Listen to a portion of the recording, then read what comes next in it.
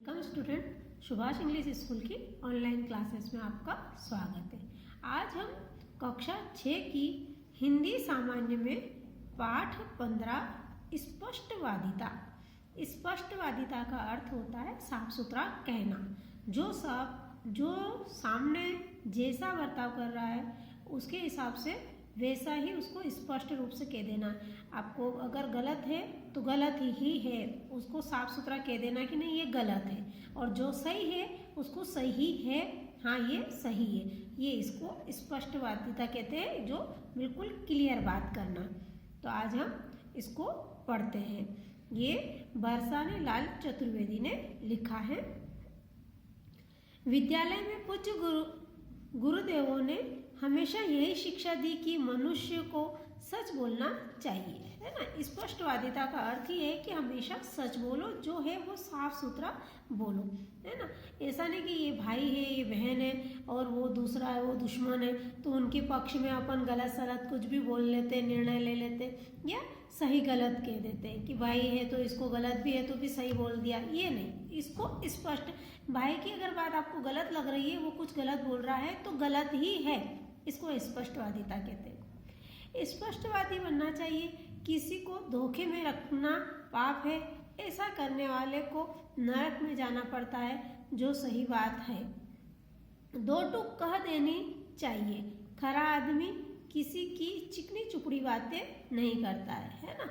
किसी को बड़ा चढ़ाकर अपना काम बनाने के लिए भी किसी को बड़ा चढ़ाकर बात करना, ये चिकनी चोपड़ी बात होती है। कैसी कि अगर वो नहीं है उसकी तारीफ करना, उसके सामने ऐसा कहना, या फिर उसके दुश्मन की उसके सामने बुराई करना ताकि वो अपने फेवर में काम करे, ये गलत है ना, ये गलत है। अब आप ही बताइए, जानबूझकर कौन नरक में जाना पसंद करेगा, है ना। ये स्वर्ग नरक बनाया ना, तो सत्य को कहते हैं कि स्वर्ग में जाएगा, और जो गलत बोलता है, झूठ बोलता है, वो नरक में जाएंगे, यानी कि उसको बहुत सारा यातना भोगना पड़ेगी, उसको दुख देखना पड़ेंगे, ऐसे कहते हैं। तो ये चीज़ें यही है, स्वर्ग नरक सब यही होता है ना।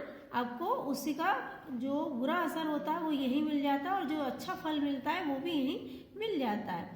सच बोलना और स्पष्टवादी होना हमारी समझ में सबसे सरल लगा। कौन कह रहा है? ये लेखक कह रहा है कि मुझे सच बोलना और स्पष्टवादी बनना सबसे सरल लगा है, जो गुरुजी ने बताया था।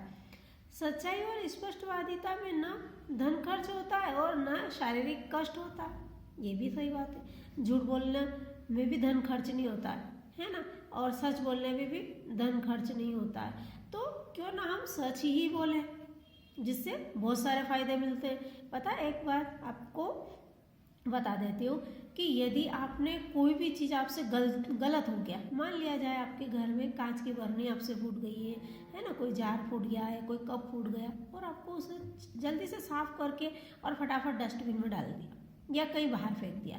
अब जार तो खत्म हो गया ना आपके घर में से, फिर मम्मी ने आपसे पूछा कहाँ गया, और आप झूठ बोलते रहे, हमने नहीं देखा, तो पता चलने के बाद आपकी बहुत पिटाई हो सकती है, आपको उसका बुरा असर भी हो सकता है। पर यदि वो जार फूट गया आपसे और तुरंत आपने जाके मम्मी से कह दिया, मम्मी आप डांटना मत, मेरे से गलती हो गई है, मैंने आपके वो जो कांच का जार था ना वो फोड़ दिया, गलती से मेरे ऐसे से फूट गया, तो क्या करेगी मम्मी? बहुत कम थोड़ा सा आपको डांटेगी और तुरंत कह देगी कि मेरे बेटे ने सच बोला।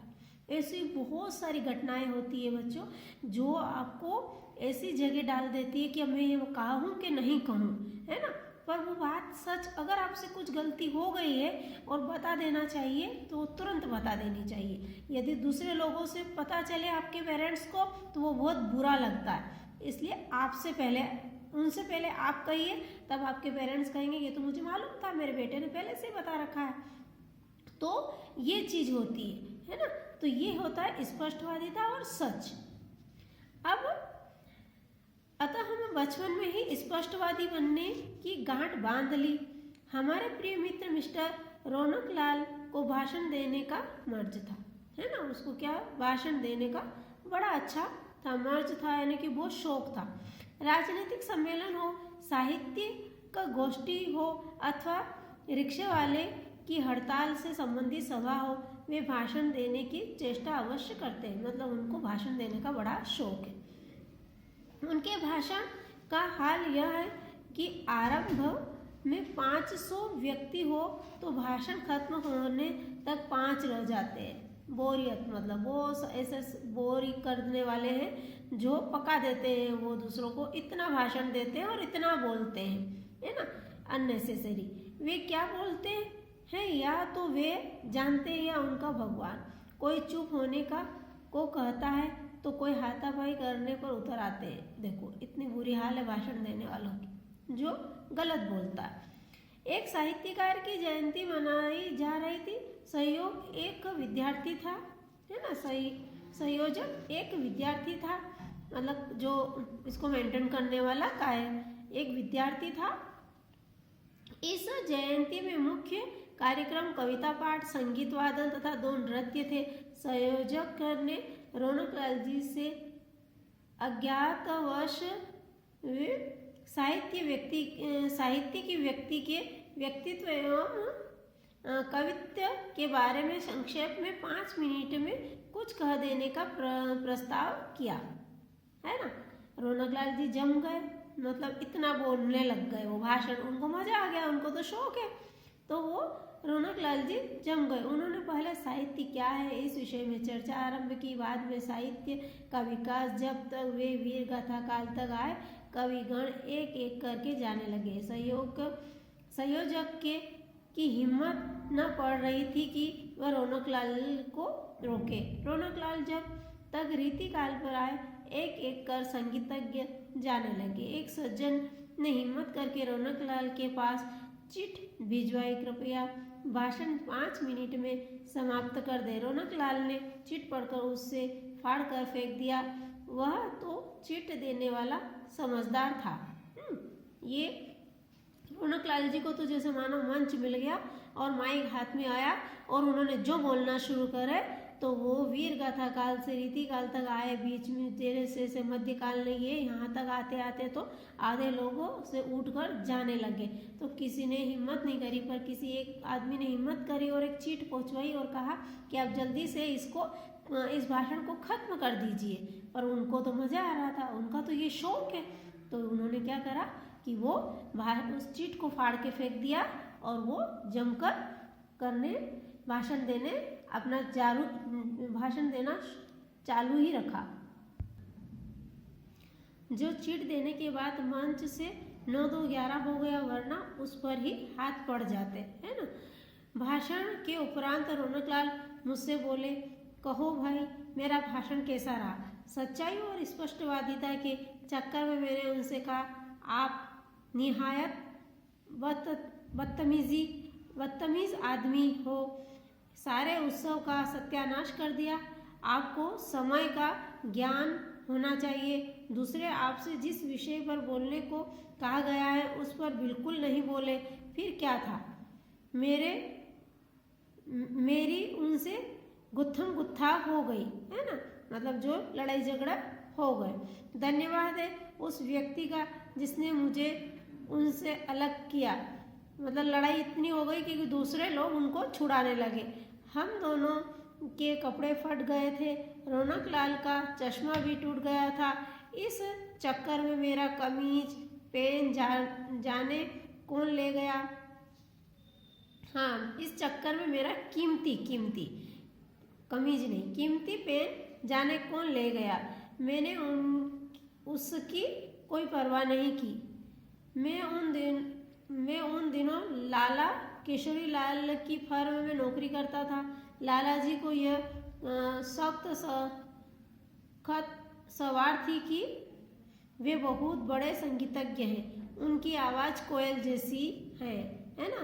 लाला जी के यहाँ काम करते थे, तो लाला जी ये उनके जहन में ये था कि वो बहुत बड़े संगीतज्ञ हैं और वो कोयल, उनकी आवाज़ कोयल जैसी है। मुझे प्रायः अपने घर बुला ले जाते और अपना राग अलापने लगते थे।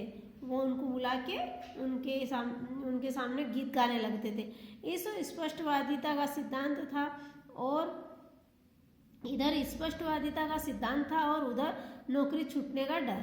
दो बातें थी कि सच कहूँगा तो नौकरी छूट जाएगा और झूठ कहूँगा तो मैं स्पष्टवादी नहीं रहूँगा, है ना। कुछ दिन तो मौन रहने से कार्य चलता रहा। मेरे अन्य साथी जो उसी फर्म में काम करते थे, सेठ जी की आवाज़ की तुलना लता मंगेशकर और मोहम्मद रफ़ी की आवाज़ से करते थे। हाँ, ये हुई चापलूसी वाली बातें है ना, चिकनी चुपड़ी बातें। सहयोग की बात, एक दिन मैं भी उनकी महफिल को रौनक रोशन कर रहा था।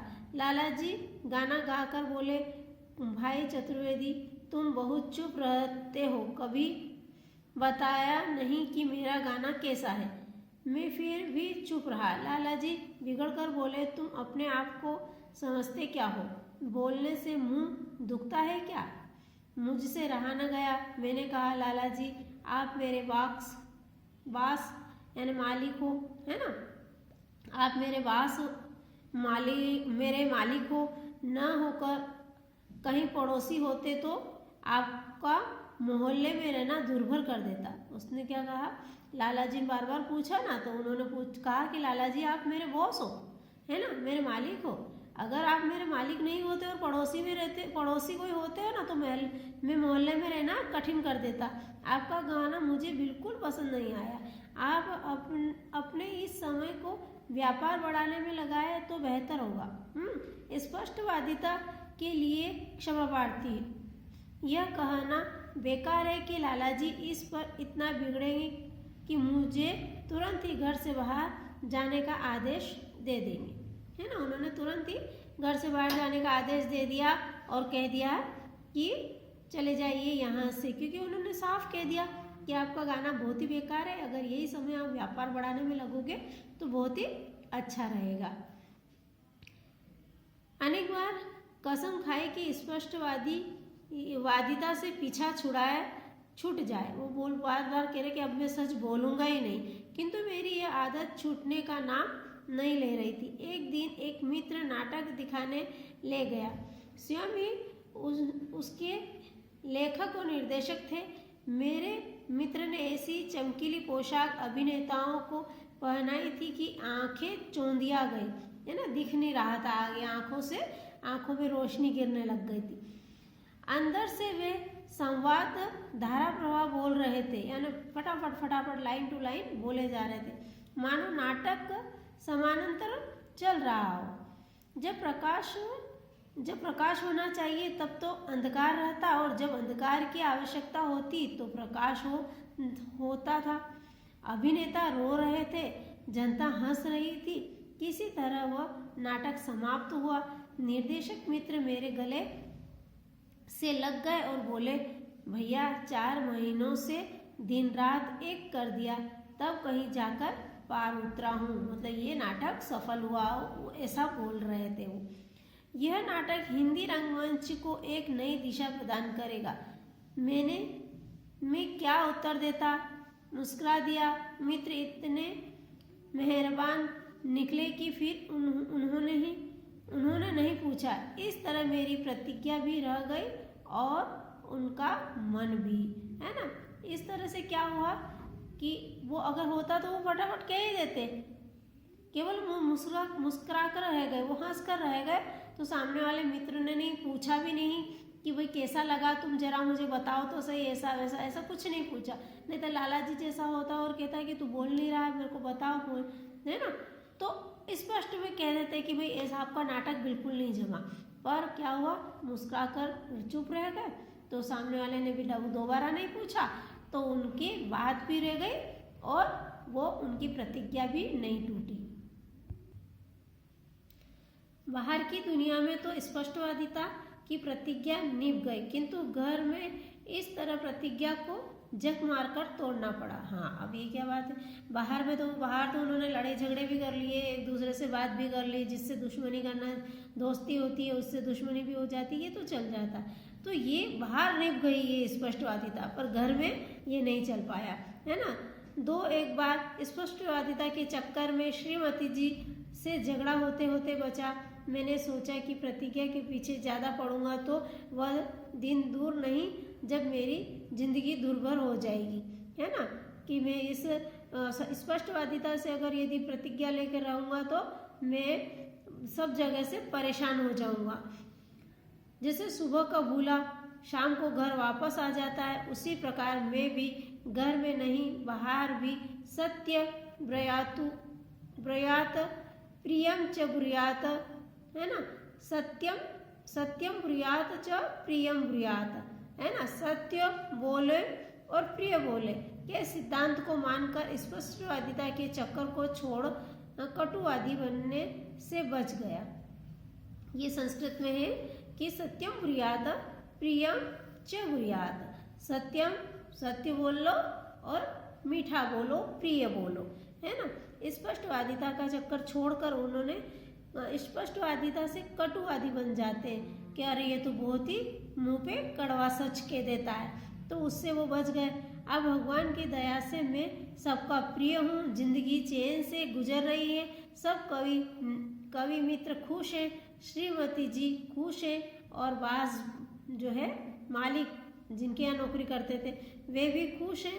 अब मैं स्पष्टवादिता का नाम भी नहीं लेता हूँ, है ना। स्पष्टवादी इतना भी स्पष्टवादी नहीं बनना है कि सामने वालों को बुरा लग जाए, इसीलिए उसका मान रखने के लिए आपको हल्का फुल्का थोड़ा सा उसका सम्मान करते हुए उसकी बात को भी रखना चाहिए। अब इसमें कुछ आपके टफ वर्ड हैं, जो कठिन शब्द है वो देखो। स्पष्टवादी यानी सच बोलने वाला, गोष्ठी यानी बैठक, एक से विचार करने वाले, है ना, एक से विचार करने वाले लोगों का सम्मेलन, ये गोष्ठी होती है। जयंती जन्मदिन पर आयोजित कार्यक्रम, ये खप्त यानी सनक, महफिल आयोजन, सभा, है ना, महफिल जिसको बोलते हैं ये तो सभा है। धारा प्रवाह है ना, बिना रुके निरंतर। अब आपका ये जो पाठ है लेसन ये तो कंप्लीट हो चुका है ना। आपको इस पाठ में अच्छे से समझ में आया होगा कि ये स्पष्टवादिता क्या है, अपने को किस तरह से कैसे बोलना चाहिए और मौके पर जिस तरह का नज़ारा हो उस हिसाब से अपने को बात करना चाहिए। धन्यवाद।